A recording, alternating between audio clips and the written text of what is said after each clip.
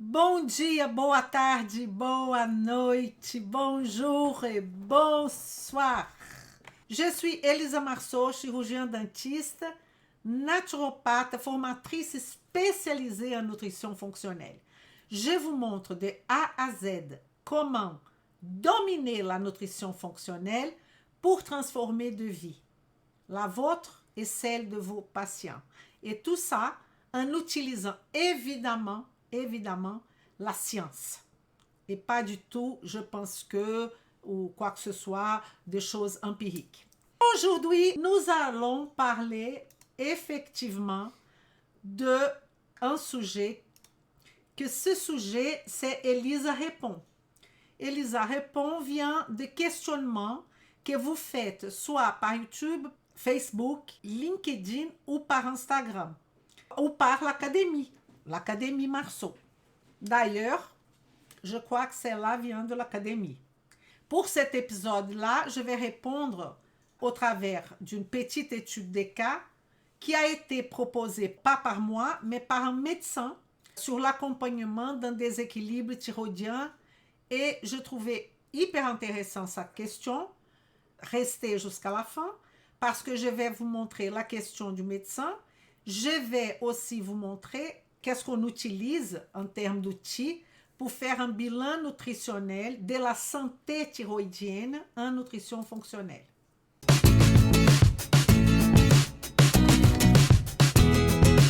Vem comigo! Je vous présente ici, comme il y a un problème thyroïdien, je vais localiser dans la toile des interconnexions métaboliques où est-ce qu'il va commencer la problématique de notre patient.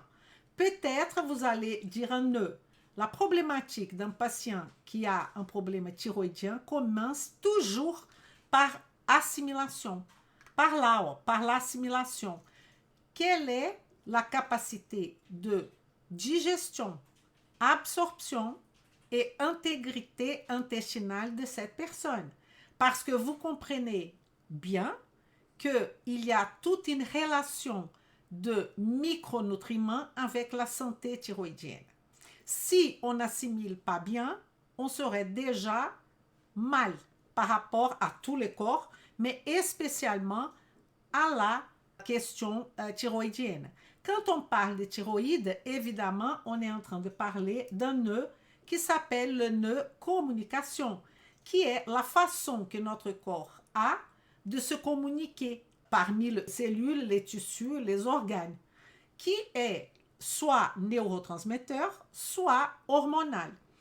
L'hormone, il fonctionne comme une lettre. C'est-à-dire qu'il y a la lettre qui sont les hormones.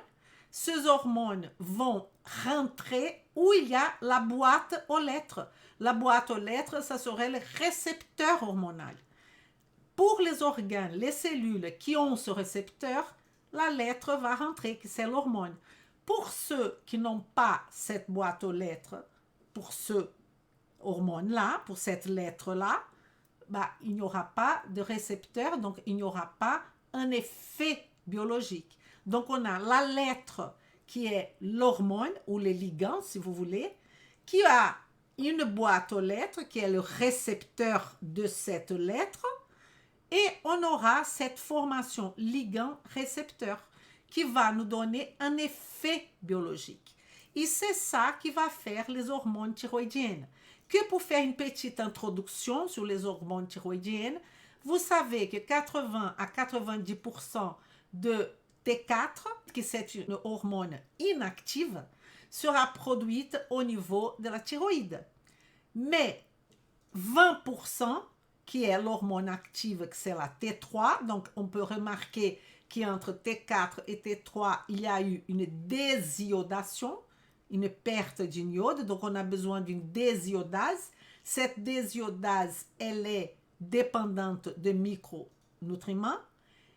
On a aussi des enzymes qui vont jouer par rapport à cette formation de T4 et T3, comme la TPO, qui est fer dépendante. Et on a cette transformation de T4 en T3. Mais la majorité de la transformation de T4 en T3 va se faire au niveau des organes périphériques. rénal, intestinal, plusieurs organes. Et donc, la question de ce professionnel qui était un médecin, je vais lire son message. Alors, la question était, je suis médecin qui commence à m'intéresser par la nutrition fonctionnelle.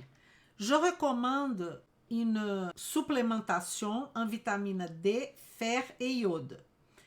Patiente, ça c'est elle qui a dit, 52 ans, ménopausée, avec hypothyroïdie depuis plus de 10 ans, avec supplémentation en T4, 75 microgrammes, et T3, 15 microgrammes. Son dernier bilan, donc dans le dernier bilan, elle présente sa patiente une T4 libre de 12,4 picomoles par litre, donc on est vraiment dans la valeur optimale, et là je dis bien optimale. La T3 libre à 3,90 picomoles par litre, on n'est pas dans la valeur optimale, mais on est quand même dans une valeur normale plus haute. Et là, la T3 réverse de cette patiente, de la patiente du médecin, a monté comme une flèche de 210 à 720 picogrammes par millilitre. Donc, ce qui est important de savoir, je n'ai pas mis la valeur parce que ce n'est pas le plus important, c'est que la T4 était optimale, la T3 était normale, la T3 réverse a monté comme une flèche et la ferritine aussi. Et la question du médecin était, pourquoi, selon le regard de la nutrition fonctionnelle, il y a eu une augmentation de la T3 réverse? Vous comprenez la question du médecin? Elle me donne ces informations-là, une femme de 52 ans, ménopausée, mais c'est un médecin qui ne travaille pas encore la nutrition fonctionnelle. Donc, ce qu'elle m'a donné comme information me fait penser à plusieurs éléments. Dans son compte-rendu du médecin, elle ne me parle pas de supplémentation en zinc. Elle ne me parle pas de supplémentation en sélénium. Et il y a d'autres choses qu'elle ne me parle pas. La mesure qu'elle me donne de T3 et T4, est-ce qu'elles ont été faites après la prise de médicaments? C'est très important ça, parce que parfois, la patiente, elle prend le médicament et elle présente optimal et normal. Donc, ça veut dire que tout est bien avec le médicament. Vous comprenez la situation? Donc, il faut savoir ça. Est-ce que la T3, elle a donné dans une seule dose ou elle a donné à plusieurs doses? C'est très important aussi. La T4, normalement, les médecins donnent une fois par jour, vous savez bien, car sa biodisponibilité, elle est plus longue. En tant que la T3, et ce n'est pas beaucoup de médecins qui font ça, elle est beaucoup plus courte, la biodisponibilité. Elle est de 5 à 6 heures. Donc, parfois, il y a des médecins, et spécialement les endocrinologues, qui vont donner cette T3 3 fois, matin, midi et soir, qui, à mon humble avis, ça serait plus intéressant exactement pour la biodisponibilité. Donc, ça sont des questions à se poser. Et ça va masquer tout ce chiffre qu'elle vient de me donner, le médecin. Mais on peut continuer en réfléchissant qu'il y a eu quand même une montée de ferritine et une montée de T3 réverse. En profitant de notre sujet que j'ai commencé à parler aujourd'hui, vous pouvez imaginer ou vous pouvez penser que ce type de cours que je suis en train de donner aujourd'hui, c'est seulement pour les médecins. Et c'est là que vous avez tort. Parce que malgré vous n'allez pas régler un problème de hypothyroïdie, vous pouvez effectivement s'engager avec la santé thyroïdienne de la personne. Si vous êtes naturopathe, ostéopathe, n'importe, je parle de santé thyroïdienne. Mais pour cela, vous avez besoin d'avoir cette connaissance.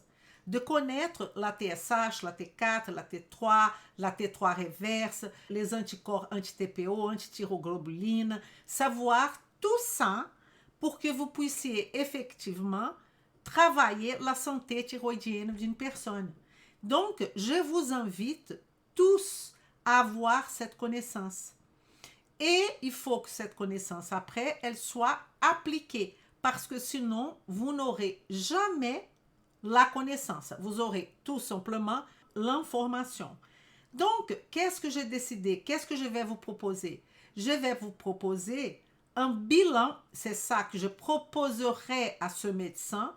C'est de faire un bilan qu'on appelle un bilan nutritionnel de la santé thyroïdienne.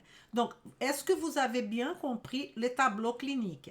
J'ai une patiente ménopausée qui, je ne sais pas quel est son poids, je ne sais pas si elle a des inflammations, je ne connais pas le contexte de ses antécédents, de déclencheurs, de rien du tout. Et c'est ça que je voudrais vous expliquer. Pour faire un travail définitif de santé thyroïdienne, cardiovasculaire, de optimiser la santé de quelqu'un, nous avons besoin concrètement de mettre cette personne dans la matrice pour considérer les antécédents, les déclencheurs, les médiateurs, considérer tout ce nœud par ordre d'importance, considérer tout son mode de vie, le sommeil, l'activité physique, etc., pour effectivement comprendre ce tableau clinique d'une T3 réverse. Parce que ce que ce médecin est en train de faire, il donnait déjà de la T3. Normalement, vous allez voir au long de mon explication, quand on donne une T3, la T3 réverse, elle a une tendance à baisser. Sauf qu'elle baisse très lentement, ça peut prendre même 1 an. Mais on a d'autres choses à faire qui n'est pas du tout de médicaments qu'on peut intervenir. Vous comprenez? Et que je vais vous montrer. Mais je profitais de la question de ce médecin pour lui proposer au médecin et pour proposer à vous de faire un bilan nutritionnel de la santé thyroïdienne. Voilà un bilan nutritionnel de la santé thyroïdienne. Donc, évidemment, dans ce bilan, c'est une prise de sang. On peut le faire. Pourquoi on peut le faire? Parce que c'est un bilan nutritionnel. Ce n'est pas un objectif de donner de médicaments. Mais on peut faire cette analyse-là. Ça, c'est très important dans le cas que le médecin m'a demandé pourquoi une T3 réverse.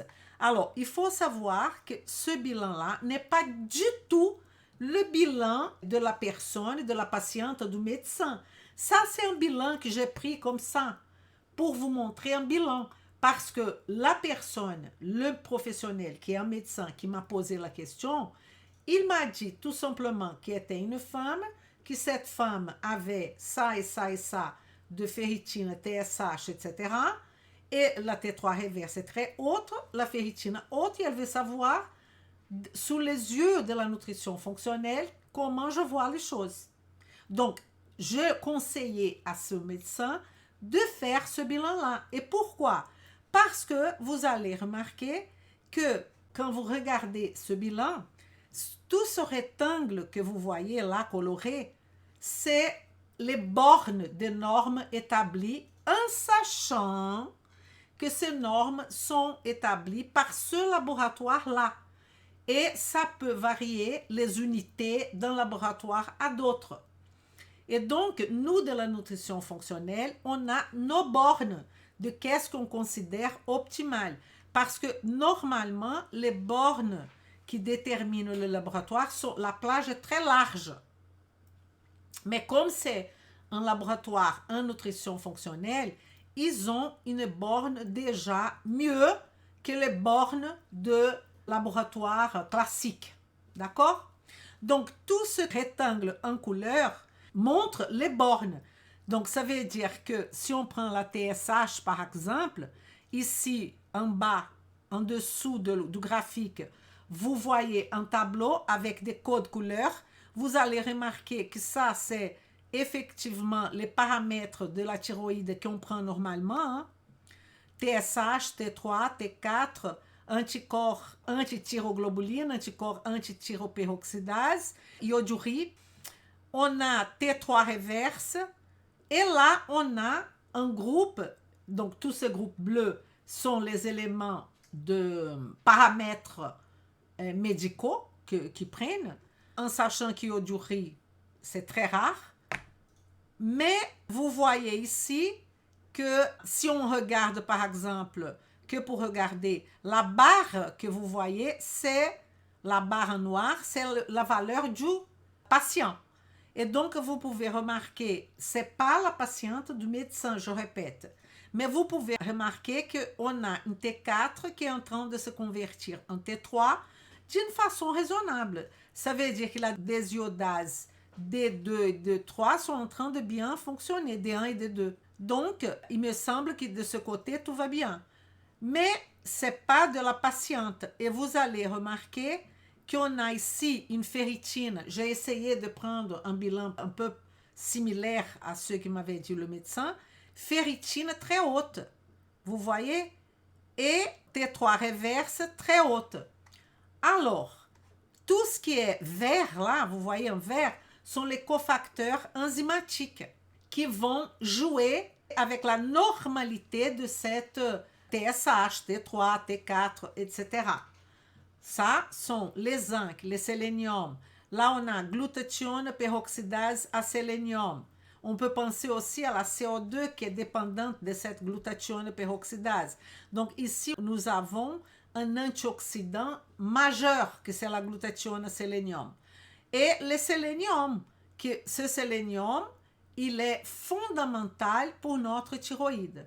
Donc, les sélénium est cofacteur du glutathione. Si on a besoin, normalement, on va utiliser 100 microgrammes kélaté. Les zinc, un cofacteur de la SOD. Hein. Si besoin, on utilise autour de 25 mg kélaté. Et on a ici une ferritine. Qu'est-ce que c'est la ferritine? C'est une glycoprotéine de réserve de fer et qui est très mobilisable. Et ce qui est important, c'est que quand on a une ferritine haute, si on n'a pas une infection, si on n'a pas une infection aiguë, qu'est-ce qu'on peut avoir? On peut avoir tout simplement un processus d'inflammation chronique à bas grade. Et cette ferritine, le fer, cette protéine de stockage, elle va renfermer des atomes de fer sous la forme ferrique. Et elle est particulièrement abondante au niveau intracellulaire hépatique, qu'on est en train de parler, et aussi au niveau des macrophages. Et donc, celle-ci explique que lors d'une inflammation de bas grade, sa production va augmenter par activation des macrophages. Et donc, on peut penser à une inflammation de bas grade. Mais je ne sais pas, est-ce que cette patiente a un syndrome métabolique? Est-ce que cette patiente a un surpoids? Et là, je vais revenir à la fonction de la nutrition fonctionnelle. Normalement, quand une personne, un patient, va chez le médecin, ou un patient va même chez un naturopathe, n'importe, parce qu'elle veut être accompagnée, elle a un problème de hypothyroïdie, elle ne se sent pas bien, elle sait qu'elle a le problème d'hypothyroïdie, elle se dit fatiguée. Qu'est-ce que fait le médecin ou normalement, il se concentre sur la thyroïde. Et en se concentrant sur la thyroïde, il constate qu'il y a une ferritine. Excusez-moi, mais parfois, il ne mesure pas la ferritine. Il mesure la TSH point barre. Il ne mesure plus rien. Et donc, normalement, un médecin ne saurait pas que la T3 reverse était haute. Et il ne saurait pas, la ferritine mesure. Mais cette ferritine-là se présente à 237.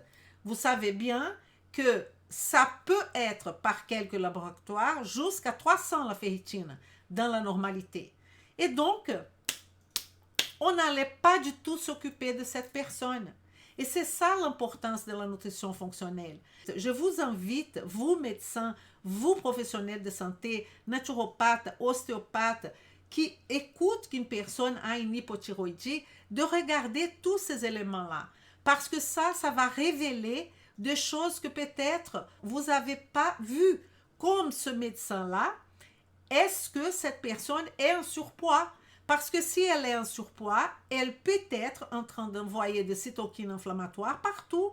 Peut-être elle a un processus, et je dis bien peut-être, mais presque avec certitude, elle a un processus inflammatoire chronique. Peut-être elle a aussi une stéatose hépatique. On peut aller très loin. Mais si le médecin me demande, je pense qu'elle n'a pas tout ça. Peut-être elle est tout simplement en surpoids.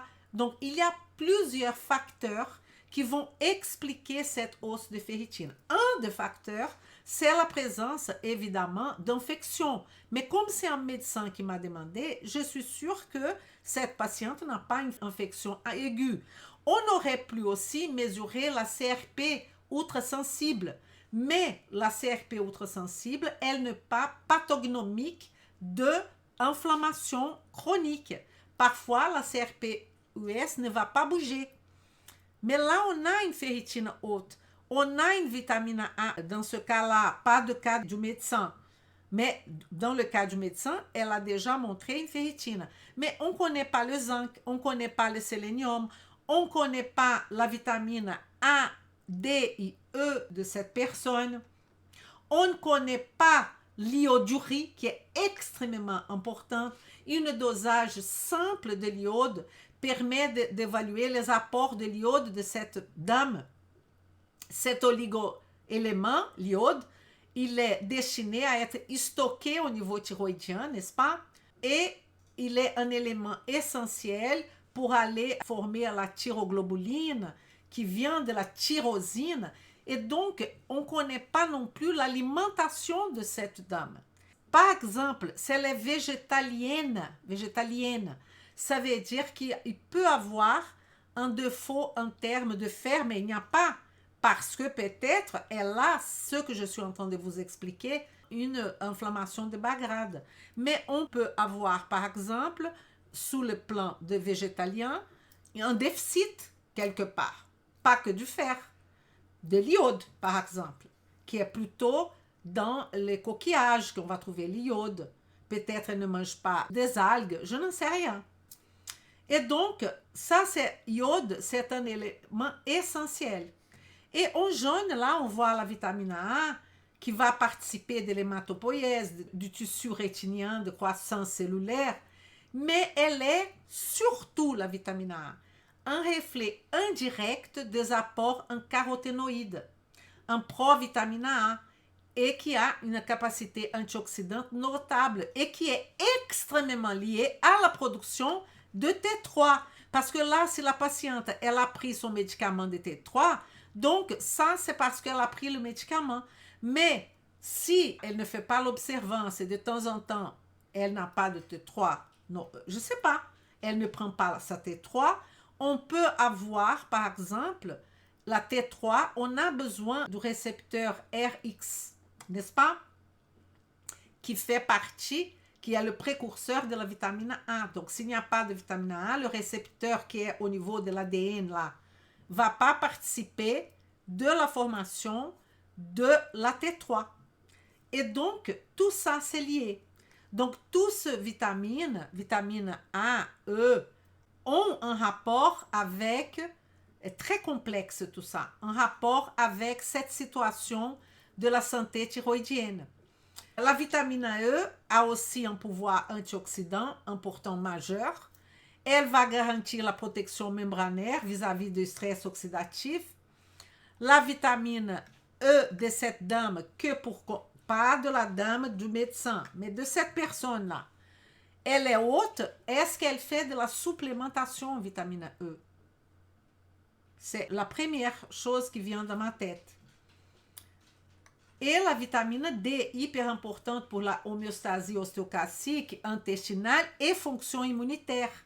Donc, en orange, on a C3 reverse qui est haute. Il faut savoir que la T3 reverse va bloquer les récepteurs périphériques de la T3. Donc, je ne sais pas si la patiente a vraiment besoin de cette T3 qui a été donnée par le médecin, mais normalement, la T3 qui est donnée, on n'aurait pas dû avoir cette T3 réverse. Donc, est-ce qu'il y a un équilibre? Je parle du médecin avec sa patiente. De zinc, est-ce qu'il y a un équilibre de sélénium, de vitamine A, E, D pour baisser cette ferritine? Il faut traiter l'inflammation. Si elle est en surpoids, il faut perdre du poids. Si elle a de l'hystéatose hépatique, il faut traiter. Tout ça par l'alimentation, je parle. Donc, il va falloir une alimentation beaucoup plus adaptée. Donc, on n'a pas vu les zinc, on n'a pas vu le sélénium, on n'a pas vu la glutathione peroxydase, on a vu que la ferritine, on n'a pas vu l'iodurée, on n'a pas vu tous ces autres éléments parce que ici, oh, anticorps, je pense que le médecin avait déjà fait, j'espère au moins, la anti-TPO pour voir s'il n'y a pas une maladie d'Hashimoto quelque part, malgré la normalité ici, hein, parce qu'on peut être un hypothyroïdie sous-clinique, frustre, et avoir une maladie d'Hashimoto, comme ça pourrait être le cas de cette patient-là. Vitamine A basse, on a vitamine E, je ne sais pas si c'est supplémenté ou pas. Vitamine D aussi, là, elle est à 40, donc on peut dire un niveau très inférieur à l'optimal. Donc, tout ça, on va répondre pourquoi, pour les médecins, selon le regard de la nutrition fonctionnelle, pourquoi une augmentation de la T3. La première chose qu'on va faire, c'est on va mettre cette personne dans la matrice, on va regarder son assimilation pour voir s'il y a un problème d'absorption, on va regarder son alimentation avant, son hydratation, son mode de vie. Une fois qu'on a fait tout ça, qu'on a mis cette personne dans la matrice, qu'on a commencé par les modifiables, on peut demander éventuellement ce bilan de santé thyroïdienne. On constate, elle va venir déjà avec la présentation de cette augmentation de ferritine. On va chercher l'explication pour l'inflammation chronique de bas grade, faire ce bilan nutritionnel et comme je vous ai dit, une supplémentation de T3 par le médecin a été déjà faite. Est-ce que le dosage est bon, pas? Donc ça serait la dernière chose. Et le médecin vient déjà avec cette supplémentation de T3. Vous voyez la différence? Et qu'est-ce que je limite vis-à-vis de l'alimentation de cette patiente pour changer sa vie? Alimentation, ça, le médecin ne m'a pas du tout parlé. Est-ce que l'alimentation de cette patiente, est-ce qu'elle est trop industrialisée, trop transformée ou ultra transformée? Est-ce qu'il y a un excès de produits sucrés? Je suppose, si elle est en surpoids, de friture, excès de sel, excès de viande rouge, de viande tout court. Est-ce qu'il y a beaucoup de gluten, de protéines, de lait de vache?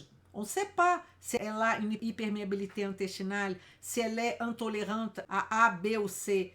Est-ce qu'il y a beaucoup d'alcool, de tabac, de pesticides, de perturbateurs endocriniens? Je pense au plastique, au téflon, aux additifs.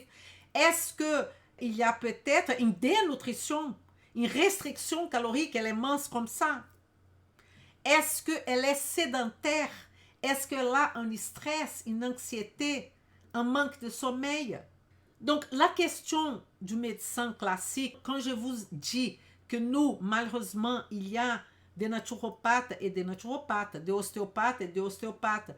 Si on va chez un garagiste, il y a des garagistes hyper sérieux qui connaissent bien la voiture et il y en a d'autres qui connaissent rien du tout. Bah, c'est ça la vie, quoi. Sauf qu'ils montrent à la télé exactement les mauvais garagistes.